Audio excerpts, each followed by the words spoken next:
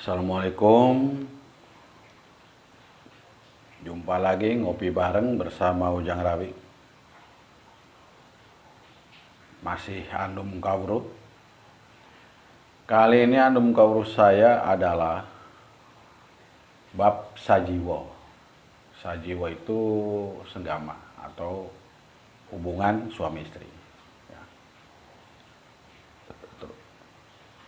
Sampai seberapa pentingkah hubungan itu tadi? Sangat-sangat penting. Karena banyak orang taunya yang disebut melaksanakan kewajiban, taunya adalah hanya hubungan intim biasa. Itu disebut udah suatu kewajiban. Nah, lalu kewajiban menurut Andum Kawruh itu seperti apa? Nah, seperti ini. Jadi kadang kan tanpa kita sadari ini ya, si bapak atau si ibu itu kadang-kadang suka begini.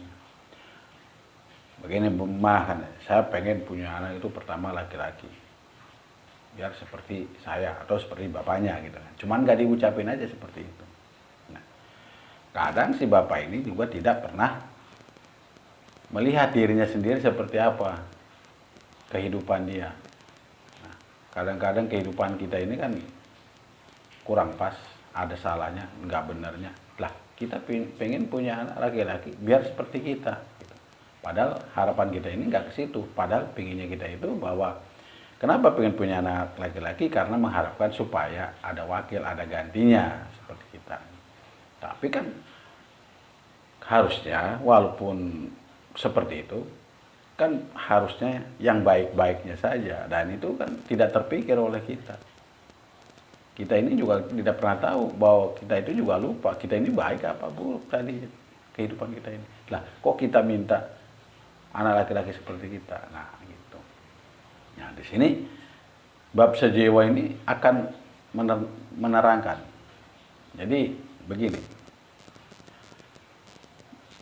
Kewajiban itu adalah melaksanakan hukum hubungan intim dengan istri, tetapi atas dasar niat. Ya.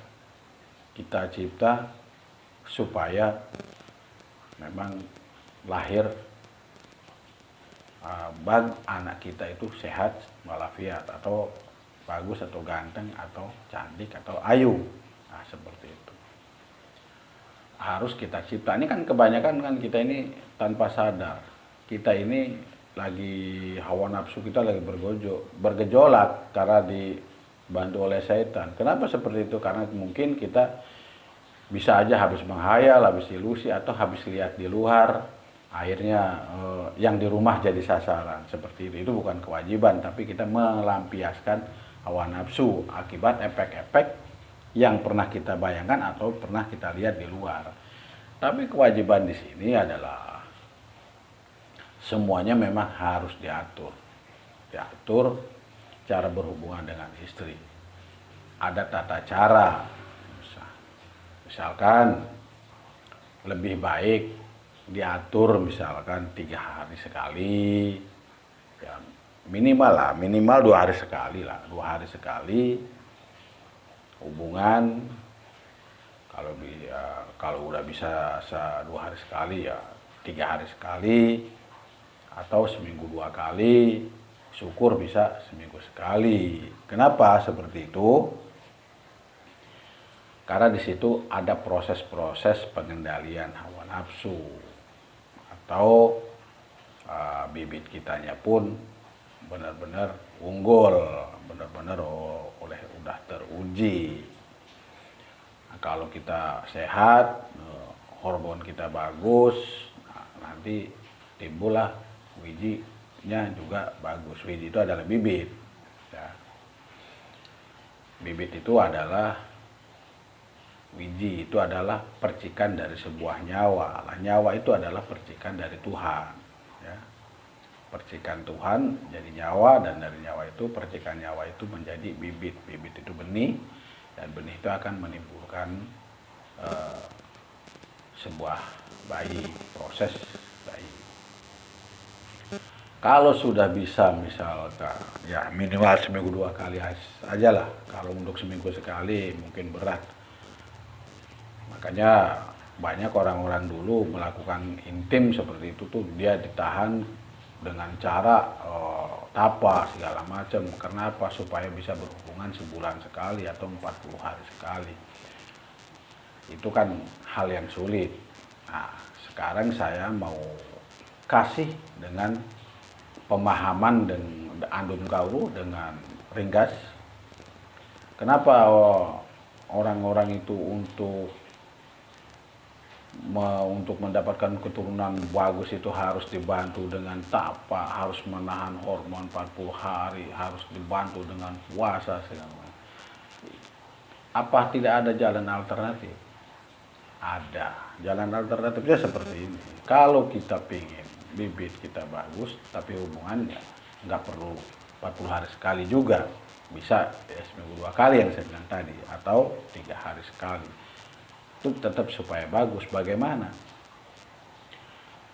Satu, badan kita harus sehat, harus kuat. Nah, sehat ini di sini banyak, bisa olahraga atau dengan pemahaman andum kauru ada penjelasan-penjelasan itu di yang bab-bab yang lain, penjelasan tentang kesehatan. Tapi apakah cukup itu? Tidak. Ada kesehatan-kesehatan yang melalui makanan. Misalkan makanan-makanan apa yang harus kita jaga? Kalau bisa untuk memperbaiki sebuah bibit, untuk membentuk bibit yang bagus, kalau bisa kurangin makan yang bernyawa. Misalkan kayak daging, ikan, segala macam. Kalau telur tidak apa-apa, bagus. Dan kalau bisa diperbanyak makan sayuran, sayuran itu akan lebih bagus. Kenapa seperti itu? Begini, secara spiritual sayuran ini mudah dicerna oleh organ tubuh, ya, oleh ginjal, lambung, jantung. Dia dicernanya lebih mudah tinimbang daging atau ikan. Contoh gini, sayuran misalkan kita lagi makan aja selilitan atau nyelip di gigi kita. Kalau sayuran besok aja busuk atau kena sikat aja udah hilang. Tapi kalau daging kadang-kadang kalau belum didongkrak, dicongkelin, kadang-kadang masih ada dan dia bisa menjadi nyawa, bisa menjadi ulet. Nah, itu akan menjadi sebuah penyakit, timbullah sakit gigi. Nah, seperti itu. Tapi kalau dari sayuran itu tidak, itu satu. Kedua, masalah daging itu atau masalah ikan atau masalah makanan yang bernyawa, kan lebih baik roh kita atau darah kita lebih baik dari sayuran daripada kecampuran roh hewan, ya. Kalau roh hewan yang lebih banyak di dalam diri kita, maka emosi dan nafsu amarah itulah yang lebih menguasai di dalam diri kita. Nah, itu nanti kalau darah kita itu sudah terpenuhi oleh darah-darah hewan, terus itu nanti nurun ke anak kita. Nah, anak kita pun sama. Nah, akhirnya kemurkaannya lebih besar daripada baiknya. Nah, makanya kita lebih baik banyakin makan sayuran. Terus makanan di zaman sekarang memang tidak bisa terjamin seperti makanan di zaman-zaman dahulu. Karena di zaman sekarang ini, di zaman modern, lebih banyak lagi makanan-makanan yang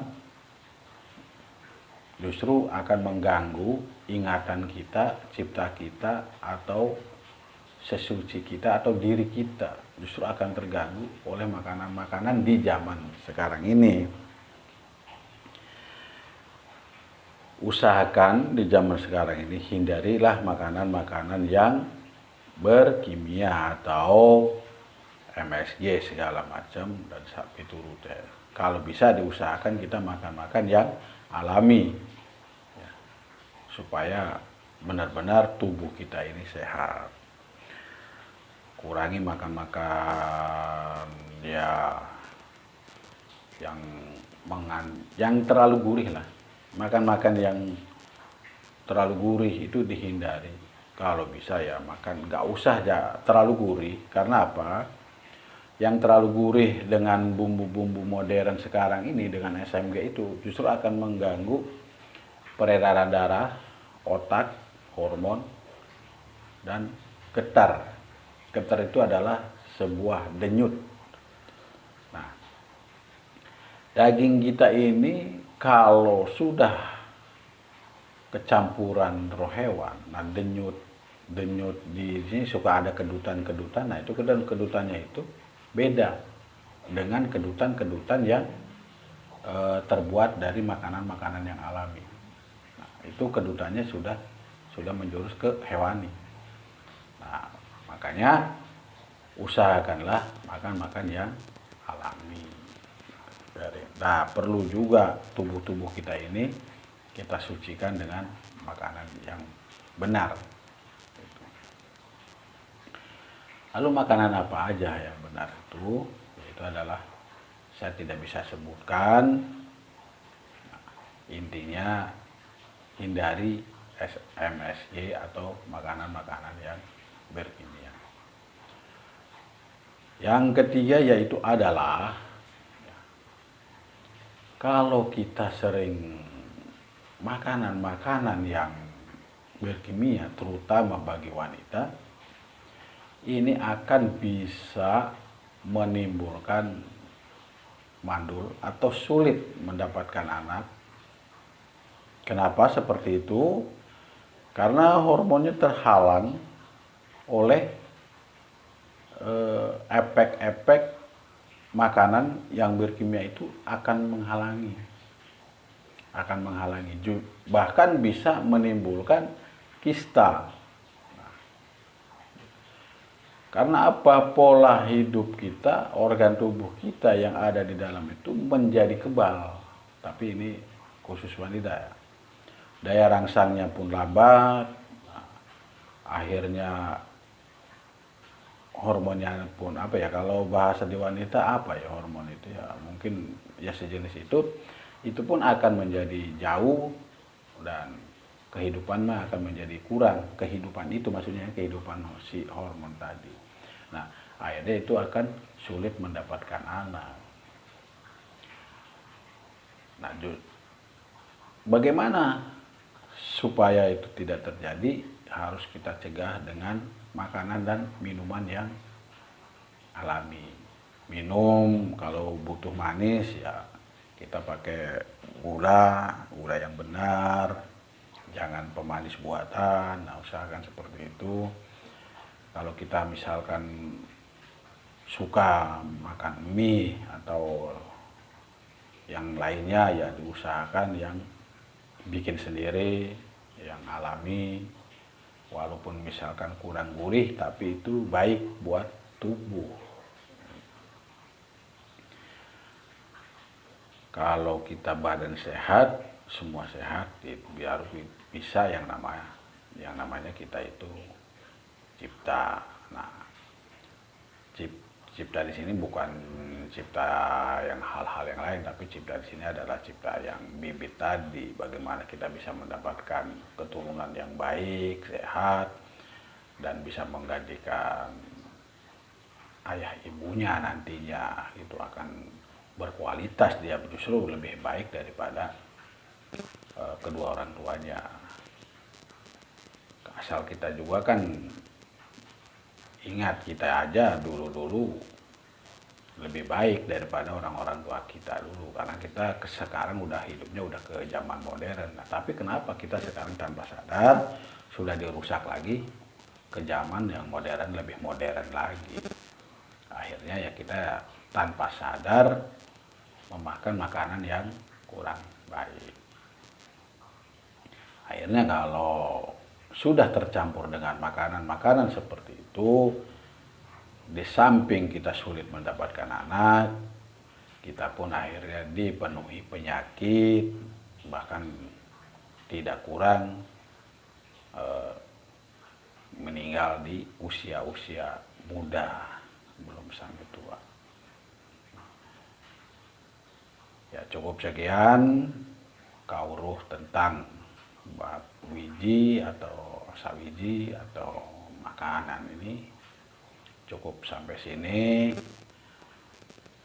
Insya Allah ketemu lagi ngopi bareng bersama Ujang Rawing, masih berbagi adab kauruh ya. Wassalamualaikum warahmatullahi wabarakatuh.